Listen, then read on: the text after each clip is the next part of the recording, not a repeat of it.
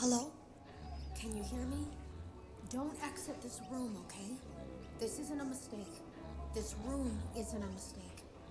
I had to hide these logs away from the core gameplay files, in a place that only a beta tester would look, and in a place where the files could be protected. I just really hope that the next development team finds this before the game is released to the public. This game has some kind of malicious code in it that we haven't been able to fully contain or even understand for that matter. We're over budget and out of time. But that's not the reason that we're shutting down. Listen, I have to keep this short so the file size will be small enough to fly under the radar. There are more. They may not be in order. I saw it for the first time today. There was a character I couldn't make out who it was, standing at the end of the hall. I thought it was just bugged out, so I made a note of it and kept playing. But then it was looking in the window, and not like Chica or Bonnie would. It was like it was actually looking in the window, seeing what I was doing.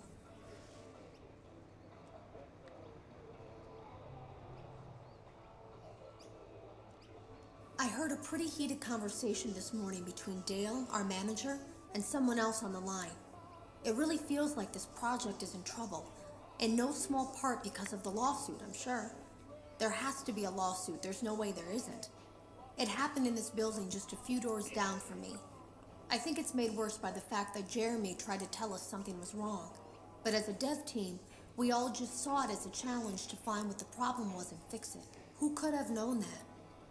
I have to go. Have you ever heard of a guillotine paper slicer? It sounds made up, but it's an actual piece of office equipment. I didn't even know we had one in the supply room. I guess they're more common at businesses that do a lot of graphic design work. I remember seeing one when I was still in school, and even then, I knew how dangerous it looked. I was always afraid of losing a finger. That seems so silly now. Jeremy used to do design work. I guess that's how he knew it was there. The drawers have been emptied out. Someone was here. I don't think it was spring cleaning either. No, there was plastic on the floor. Someone was definitely here during the night. It had to have been the client. I mean, they sent us that stuff in the first place with no explanation, told us to scan it, said it would expedite the process so we wouldn't need to program any pathfinding ourselves. It was a budget thing, I guess. It was just junk. Circuit boards and things like that. Looked pretty old. Somehow, though, there was usable code on some of it. It seemed to take hold by itself.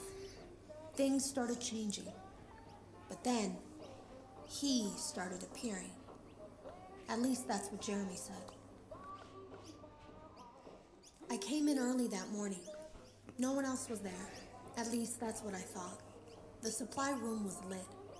I didn't even notice Jeremy standing in the testing room as I walked past. The supply room was so bright, glowing from all the way down the hall. Jeremy complained of nightmares when he came in this morning. He wasn't talking about it like someone telling a friend about his dreams, though. He was pale. Looked like he hadn't eaten in days. He spent an hour talking in Dale's office, but it didn't look like he was given much sympathy. When he came out, he went directly back to the testing room. He doesn't even jump anymore. Nothing scares him. He just stands there like he's talking to someone.